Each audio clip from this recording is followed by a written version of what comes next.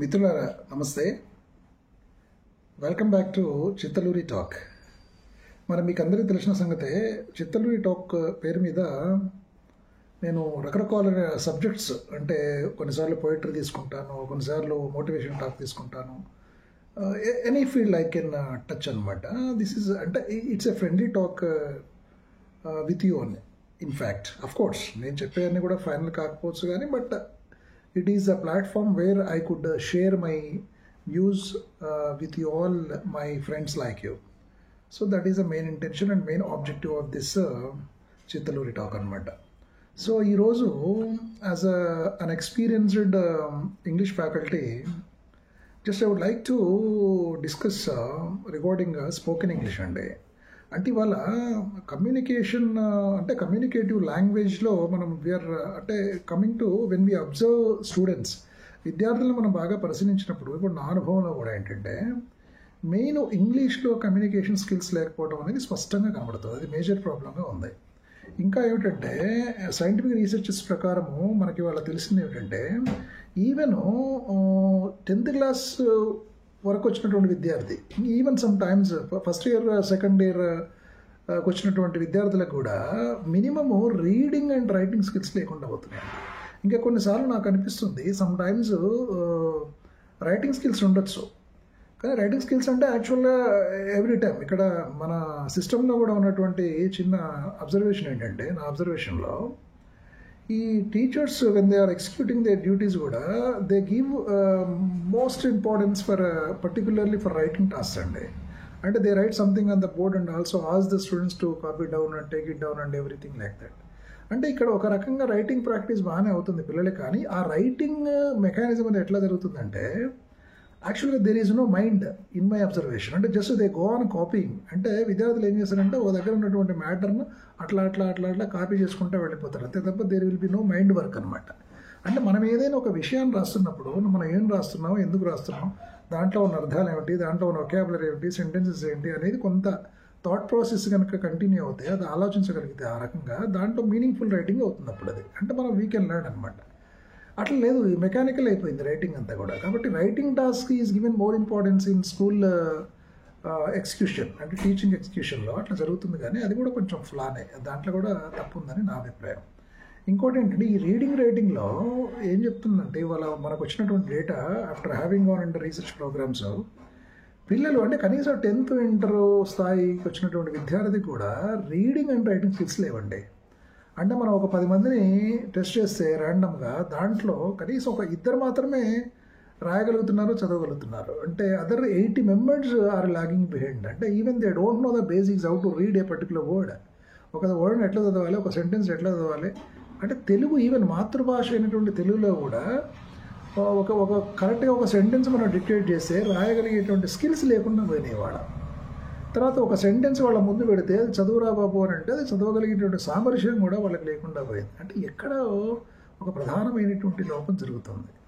దీన్ని అందరూ చాలామంది వేదికల మీద ఇట్లా లాగింగ్ బిహైండ్ ఉంది, దీన్ని ఎట్లా ఓవర్కమ్ చేయాలని చెప్తూ ఉంటారు, కానీ మరి నిజానికి సిన్సియర్గా దానికి ఎఫర్ట్ పెడితే కొంతవరకు సాధించవచ్చు అని నేను అనుకుంటాను. ఎందుకంటే ఒక మనిషి ఒక లాంగ్వేజ్ నేర్చుకోవడానికి ఫస్ట్ ఆఫ్ ఆల్ ఏంటంటే స్ట్రాంగ్ డిజైర్ ఉండాలండి. ఇది నేర్చుకోవాలనేటువంటి ఒక తపన, ఒక స్ట్రాంగ్ డిజైర్ ఉండాలి. అట్లాంటి అట్మాస్ఫియర్ని ఒక టీచర్ క్రియేట్ చేయగలగాలి. అంటే స్టూడెంట్స్కి ఇంట్రెస్ట్ని క్రియేట్ చేసేటువంటి అనేక అంశాలు ఉంటాయి. ఇప్పుడు భాషా సాహిత్యాల గురించి కానీ, ఇప్పుడు తెలుగు ఉందనుకోండి, దాంట్లో కవిత్వం మీద ఆసక్తి కలిగించేలా కవిత్వాన్ని వాళ్ళకి పరిచయం చేయడం, చమత్కారంగా ఉన్నటువంటి కొన్ని పద్యాలను లేకపోతే వాక్యాలను, ప్రోవర్బ్స్ను, జాతీయాలను ఇట్లాంటి ఎప్పటికప్పుడు పరిచయం చేస్తూ, అంటే అదొక ఇట్స్ యాజ్ ఎ సిలబస్ కాకుండా ఒక కోర్స్ ఆఫ్ ఇది కాకుండా డే టు డేలో కూడా అద్భుతమైనటువంటి కవిత్వం ఉంటుంది రాబోయే, ఇట్లాంటి సెంటెన్సెస్ ఉంటాయి, ఇట్లా ఉంటాయని చెప్పేసి అట్లా వాళ్ళకి పరిచయం చేయాలి. ఇక తేడా ఎక్కడ వస్తుందంటే వాడికి ఎప్పుడైతే ఇది సిలబస్, ఇది లెసను, ఇది మార్కులు, ఇది చదివితే మీకు మార్కులు వస్తాయి, ఇది బట్టి కొట్టండి, లేవు రాయండి, ఇట్లా చెప్పే అవకాశాలు ఎక్కువ ఉంటాయి. ఎందుకంటే మనం రిజల్ట్ అనేది టీచర్లకు ఇంపార్టెంట్ కాబట్టి ఆ కోణంలో ఆలోచిస్తారు అంతసేపు. అట్లా కాదండి, సబ్జెక్టును మనం ఇంజెక్ట్ చేయడానికి, వాడి మైండ్లో ఇన్స్టిల్ చేయడానికి ప్రయత్నం చేయాలి. అది కూడా some times in a funny manner and ఒక జోస్తో, ఒక ఎంథ్యూజియాజంతో, ఒక రియలిస్టిక్గా, అంటే ఒక ఎంజాయబుల్ టాస్క్ లాగా మనం లాంగ్వేజ్ని ప్రజెంట్ చేయగలిగితే మనం ఆశించిన ఫలితాలు తీసుకురావచ్చని నా నమ్మకం. ఈ కమింగ్ టు ది పాయింట్, ఈ రీడింగ్ అండ్ రైటింగ్ జనరల్గా ఏంటంటే ప్రైమరీ లెవెల్లో జరుగుతాయి మనకి. అంటే ఇప్పుడు మేమున్నాం అనుకోండి, as per in our model schools 6th క్లాస్లో ఒక అడ్మిషన్ వచ్చింది, 6th క్లాస్లో ఒక విద్యార్థి జాయిన్ అయ్యాడంటే నేను అనేది ఏమిటంటే ఆ 6th క్లాస్లో సంవత్సరం అంతా మనం ఒక స్పెషల్ కోచింగ్ వాడికి. అంటే ఎవరెవరు బేసిక్ స్కిల్స్ లేవు, రీడింగ్ రైటింగ్ స్కిల్స్ ఎవరికి లేవు, అక్షరాలు ఎవరికి రావు సరిగ్గా, ఇట్లాంటి అందరినీ మనం ఐడెంటిఫై చేసి రెమోట్ టీచింగ్ అని లేకపోతే 3R ప్రోగ్రామ్ అని కొన్ని పెడుతున్నారు. కానీ దాన్ని పగ్గడ్బందీగా జరపాలండి. అంటే ఒక 2 months ప్రోగ్రామ్ కింద దాన్ని తీసుకొని మనం 2 నుంచి 3 months వరకు చాలా కాన్సన్ట్రేట్గా దాని మీద కనుక మనం వర్క్ చేయగలిగితే, వాళ్ళకి ఫస్ట్ అసలు రీడింగ్ అండ్ రైటింగ్ కనుక చేయగలిగితే, మనం బేసిక్స్ అంటే చదవటం రాయటం కనుక నేర్పించగలిగితే, వాడు 6th క్లాస్ నుంచి మళ్ళీ మా మోడల్ స్కూల్స్ 2nd year దాకా వాడి ప్రయాణం ఉంటుంది. కాబట్టి ఒక విద్యార్థిది ఆ దిశగా మనం ప్రయత్నం చేయాలంటే, అంటే జస్ట్ నామకే వాస్తే కాకుండా దాని మీద సైంటిఫిక్ ప్రోగ్రామ్ ఒకటి మనము ఇంప్లిమెంట్ చేయాలి అని నాకు అనిపించింది.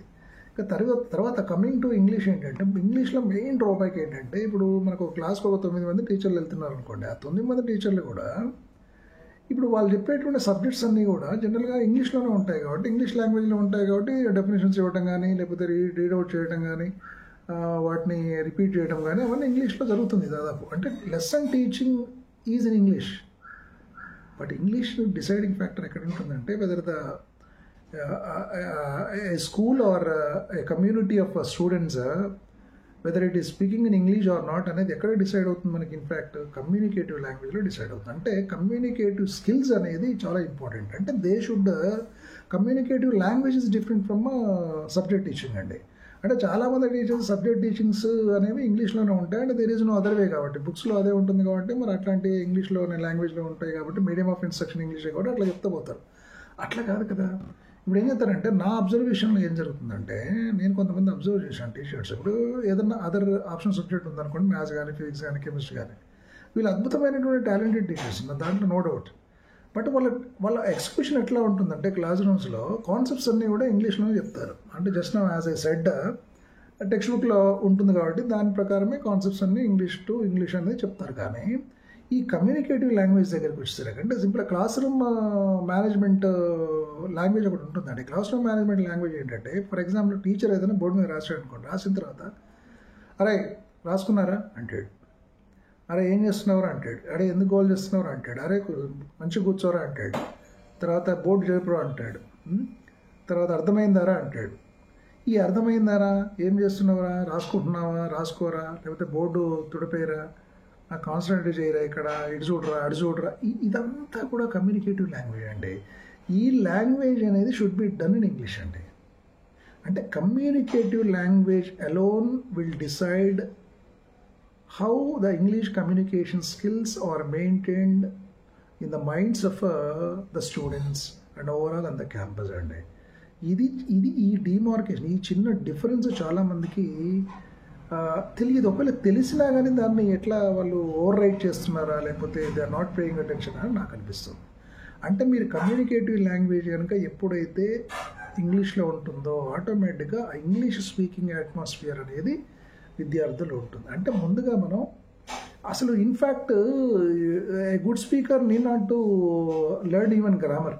మనం ఏంటంటే we are all under MTI influence, అంటే మదర్ టంగ్ ఇన్ఫ్లుయెన్స్ అంటారు. ఎంటీఐ అంటే మదర్ టంగ్ ఇన్ఫ్లుయెన్స్లో ఉంటాం మనం లెర్నింగ్ స్టేజ్లో, ప్రైమరీ స్టేజ్లో. కాబట్టి ప్రతిదాన్ని కూడా మనం తెలుగులో ఆలోచించడం, ఇంగ్లీష్లో దాన్ని కన్వర్ట్ చేసుకోవడం, ఇట్లాంటి మెకానిజం మనకు మైండ్లో జరుగుతుంది. కానీ మన థాట్ ప్రాసెస్ కూడా ఇంగ్లీష్లోనే ఉండాలి. అది ఎప్పుడు వస్తుందంటే టైమింగ్ అనమాట. Of course we are all under influence of mother tongue కాబట్టి జస్ట్ ఇట్లాంటి మెకానిజం జరుగుతుంది. కానీ మరి దీన్ని ఇంగ్లీష్లో ఏమంటారు అంటే, ఈ ఒక సెంటెన్స్ మనం అంటే language is nothing but it's an exchange of sentences between 1% to another person కదా, అంతే కదా. జనరల్గా మన వాక్యాలను ఎక్స్చేంజ్ చేసుకోవడం అంతే. ఏ భాష అయినా అంతే ఉంటుంది. కాబట్టి అంటే కొన్ని బేసిక్ థింగ్స్ వాళ్ళకి టీచ్ చేస్తూనే నేను అందుకే చాలాసార్లు నా విద్యార్థులకు నేను గైడ్ చేస్తాను, ఇది right or wrong, first you must and should speak in English అని చెప్తాను నేను. అంటే మనం పిల్లల్ని తక్కువ అంచనా వేయడం వీల్లేదండి. చాలా తెలివైన వాళ్ళు వాళ్ళ దగ్గర మినిమం వొకాబులరీ ఉంటుంది, మినిమం సెంటెన్సెస్ ఉంటాయి. మనం మాట్లాడినప్పుడు I was shocked and surprise some times that నేను కొంత టైం ఇచ్చి వాళ్ళకి, ఈ టైంలో మీరు you are suppose to communicate only in English అన్నప్పుడు చాలా అద్భుతంగా మాట్లాడడం జరిగింది వాళ్ళు. అంటే their mind will start working, and if they want to say something there, if they want to convey anything there, they will be searching. Their mind will be searching for the words and sentences, this and that, like that. So of course 100% కరెక్ట్గా వాళ్ళ language grammatical కొద్దిపాటి grammatical ఎర్రర్స్తో ఉన్నప్పటికీ కూడా చాలా అద్భుతమైనటువంటి language వాళ్ళు మాట్లాడతారు. అంటే ఇట్లాంటి మెకానిజం, అంటే కనీసం రోజుకు వాళ్ళకి 1 hour 2 hours అన్నా ఇట్లా వాళ్ళని ఏర్పాటు చేసి ఒక సబ్జెక్ట్ వాళ్ళకి ఇచ్చేసి దాని మీద మీరు ఏమనుకుంటున్నారో అది try to convey in English అని చెప్పాలి. ఇది right or wrong, it doesn't matter.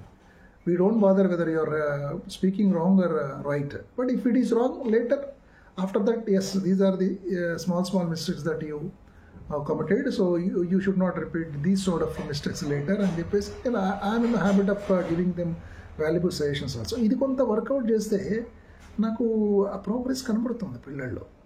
అంటే ప్రతి వాళ్ళ దగ్గర మినిమం వొకాబులరీ ఉంటుంది. ఎందుకంటే వాడు 6th నుంచి 10th ఇంటర్ దాకా చదువుతున్నాడంటే ఎంతోమంది వొకాబులరీ బై టెక్స్ట్ బుక్స్ కానీ ఇట్లా వస్తుంది. కొంతమంది టీచర్స్ చెప్పేదాన్ని బట్టి కూడా వాడికి కొన్ని రికార్డ్ అయి ఉంటాయి మైండ్లో.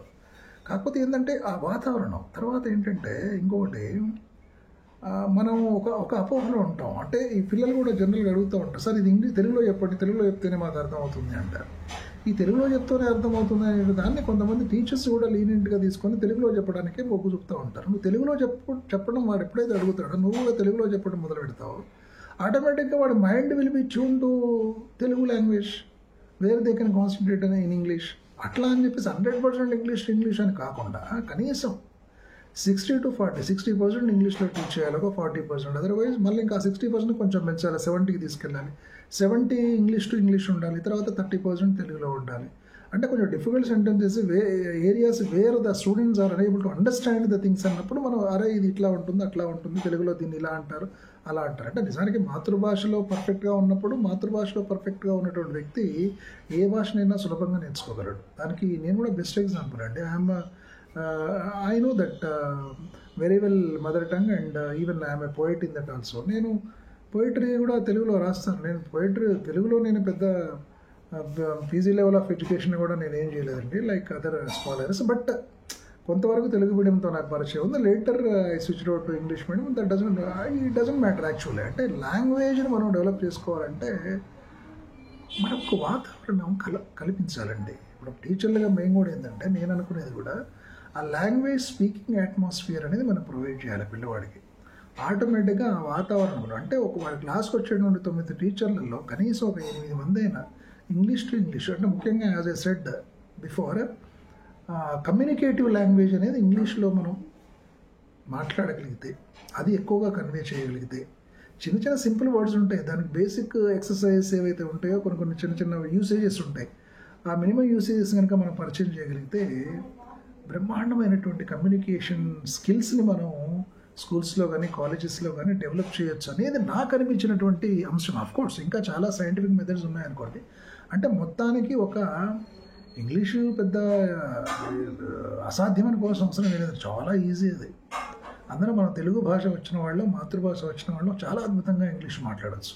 సో బేసిక్ థింగ్స్ ఏముంటున్నాయి అనేది వాటిని నేర్చుకుని కానీ వాటిని మనం పిల్లలకు పరిచయం చేయాలి. ఎట్ ది సేమ్ టైం అట్లాంటి వాతావరణాన్ని మనం కొంతవరకు వాళ్ళకు క్రియేట్ చేయగలిగితే, ఫర్ ఎగ్జాంపుల్ ఉంటుందండి, నేను ఇంగ్లీష్ మాట్లాడగలుగుతున్నాను అని ఒక సెంటెన్స్ ఉందనుకోండి. ఇంగ్లీష్లో చాలా పొలైట్ సెంటెన్స్ ఏముంటుందండి, I would like to speak English అని చెప్తాం. I would like to speak English అనేది ఒక యూసేజ్. తర్వాత ఇది స్టేట్మెంట్. తర్వాత నేను ఇంగ్లీష్ మాట్లాడాలనుకోవటం లేదు, లేదా నేను ఇంగ్లీష్ మాట్లాడాలనుకుంటున్నానా అని క్వశ్చన్ చేయాలనుకోండి, దాన్ని would I like to speak English అని ఇంకొక ఎక్సర్సైజ్ ఉంటుంది. అట్లా ఇంకో negative sentence, I won't like to speak English, negative.